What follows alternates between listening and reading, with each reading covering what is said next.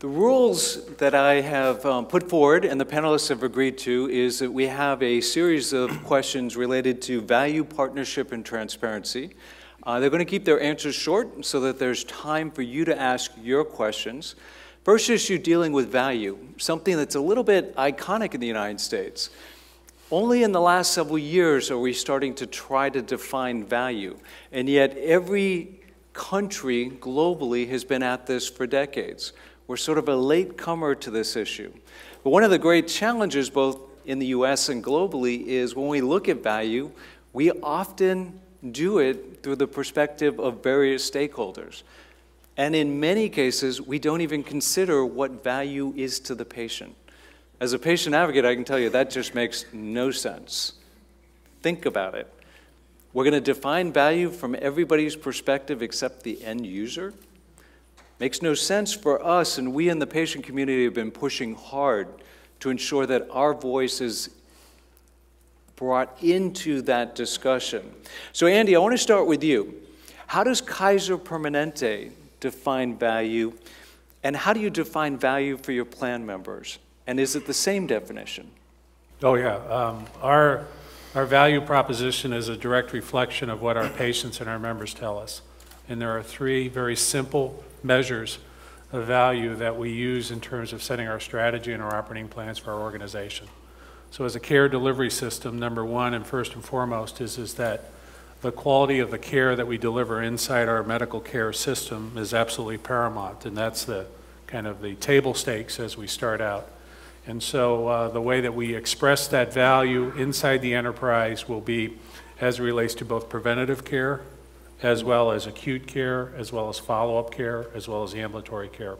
There are a variety of different metrics. They could be readmission rates, they could be NCQA statistics and the like, and I can tell you right now that our care delivery system, as a result of setting these goals, is one of the highest performing care delivery systems in the US as measured by NCQA, as well as Medicare 5-star, which we've had since the program initiated some time ago.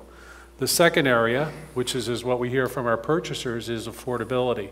And I put that second because we can talk about all the great innovation out there, but if we can't put together a viable or sustainable financing plan that people can afford, no amount of clinical quality is going to be able to be accessed by the population.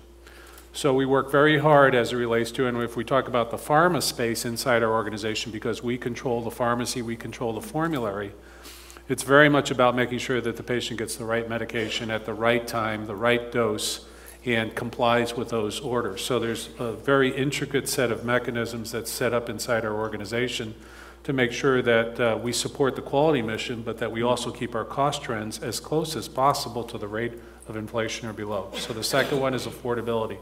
The third, and I would just say in terms of affordability, this year in the exchanges, we participate in the exchanges in Oregon and Washington. We are the lowest price plan. We are the most affordable plan, and that we think is a measure of our dedication around quality and affordability. The third area is around service. We believe that both on the health plan side, in terms of our insurance work, in terms of processing, responding to calls, as well as inside our care delivery system, that we need to provide an exemplary level of service for our patients and members. And so there's a variety of tactics that we use to ensure that, including time that people have to wait for their medications in the outpatient setting. I'll just leave it at this, is that for the third year in a row and for the last 4 out of 6 years, our plan is rated by J.D. Power as the highest patient satisfaction plan in the Pacific Northwest. But there are 3 areas, and I would say that those are pretty universal. It's, first of all, it's clinical quality. The second is affordability, and third is service.